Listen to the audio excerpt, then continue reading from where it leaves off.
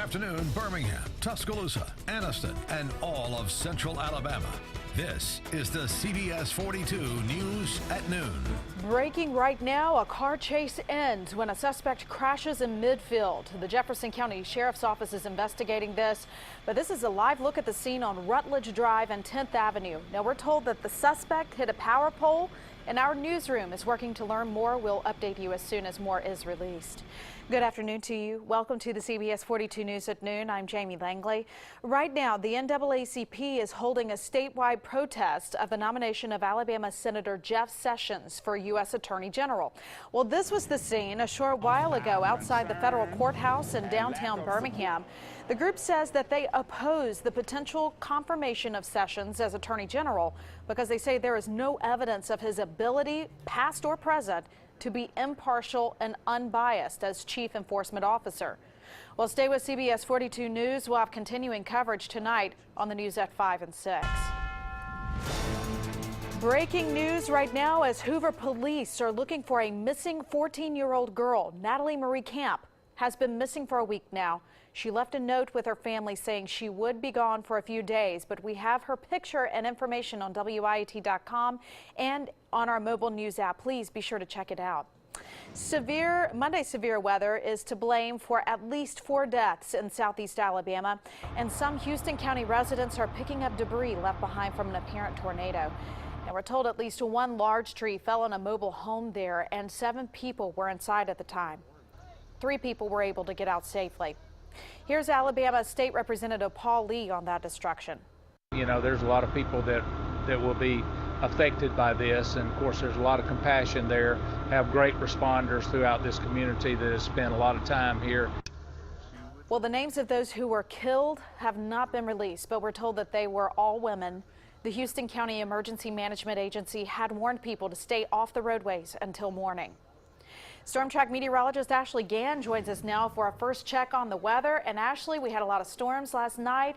We have moisture today, and then this weekend, more changes? Yeah, more changes, possibly even some winter weather, but we still have a few days before we get to that. It's a gray day across Birmingham. Here's a live look at the skies. This is our Storm Track tower cam overlooking the Magic City, where temperatures are currently sitting at 62 degrees.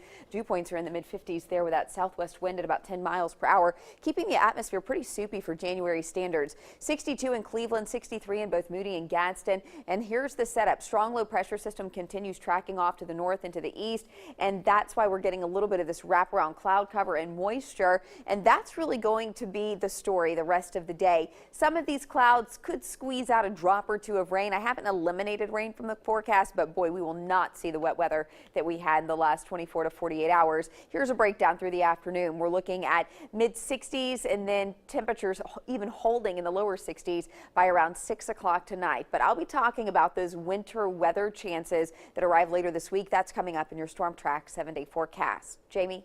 Well, happening today, it's a new year in Washington as the 115th Congress will be officially sworn in. Republican lawmakers will be working on their own New Year's resolution to appeal and replace Obamacare. A promise President-elect Donald Trump made throughout his campaign, reiterated during his New Year's speech in front of hundreds at his Florida estate. Regulations are coming off. We're going to get rid of Obamacare because... Today, as Congress returns to work, repealing and replacing the Affordable Care Act is at the top of the agenda for Republican lawmakers. The process will likely take a few years, but some GOP leaders believe that doesn't have to be the case. How long is it going to take to replace Obamacare from your perspective? I think it's probably about a 3-year program to transition to something faster if we leverage existing systems, also faster if we get bipartisan support. But getting the bipartisan support will be an uphill battle. House Minority Leader Nancy Pelosi signaled that Democrats aren't focused on helping Republicans replace Obamacare. Rather, they want the people to take a second look. Pelosi, along with other top Democrats, will be spending the next few weeks emphasizing the individual benefits associated with the Affordable Care Act. President Obama will meet with congressional Democrats tomorrow in an effort to block GOP lawmakers from dismantling his signature health care law. Well, the Senate will be responsible for confirming Trump's cabinet picks, and Paul Ryan will remain Speaker of the House, as well as Mitch McConnell continuing as Senate Majority Leader. Well, new at noon today, President-elect Donald Trump could hold his first news conference in almost 2 months on January 11th. And this comes as Trump hasn't been holding Q&A sessions with reporters after the election. Instead, he's been using tweets, rallies, and occasional interviews to update the country. Well, Trump criticized Hillary Clinton during his campaign for not holding a press conference in almost 6 months. Developing right now, the manhunt intensifies for the gunman who killed 39 people at an Istanbul nightclub. The clearest view of the alleged shooter comes from this selfie video leaked by investigators. They are also working to determine if the shooter was directed or inspired by ISIS. As we first told you through our WIAT news app this morning, 2 foreign nationals were arrested at the airport in connection with that attack, and 14 people have been detained for questioning. New at noon, the Jefferson County coroner releases the name of the man killed in an early morning shooting at an apartment complex. We first told you about this as breaking news this morning.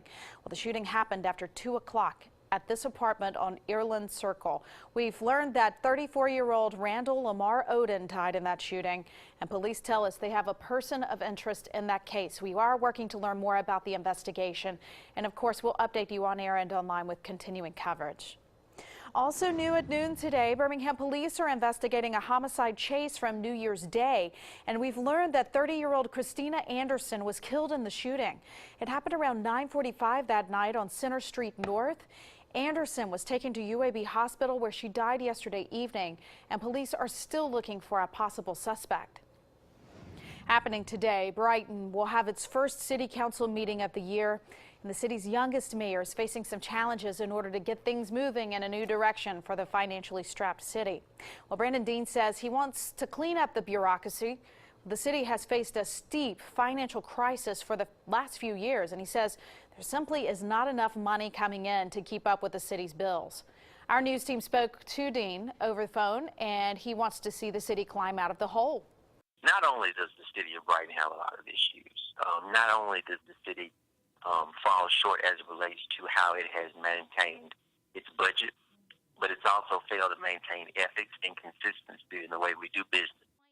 Tonight's city council meeting is at 6 o'clock at Brighton City Hall. Well, right now, Alabama is remembering former Governor Albert Brewer after hearing word of his passing. Brewer was in office only 2.5 years, from May 1968 until January of 1971. Well, before becoming the governor, he was elected to the Alabama legislature in 1955, and he also served as Alabama's House Speaker before being elected lieutenant governor in 1966. Well, Governor Robert Bentley released a statement saying, quote, "Alabamians have lost a great leader in the passing of Governor Albert Brewer. The state of Alabama is grateful for his faithful service. Our thoughts and prayers are with his family." Brewer was 88 years old. Well, the New Year holiday is over, and that means road work is starting again. So real-time traffic anchor Rachel Lumberg has the details of where you need to look out for those trouble spots. Monitoring your afternoon commute this morning, there's a road closure that's going to be in place for the next couple days until Thursday at 5 p.m. Be mindful of this. If you commute in Tuscaloosa, it's just west of Interstate 359. You can see the closure there for about a mile, 35th Street. It's from Calusa Avenue until you get to Old Carlton Road in both directions. They're doing some bridge repairs there on 35th Street. I've got these details posted for you on our social media accounts, as well as WIT.com. Under the news tab, click traffic, and it's posted there for you as well. That's the latest for now with your real-time traffic. Still to come on the news at noon, the FBI joins the search for a missing child in Colorado. After the break, the new fierce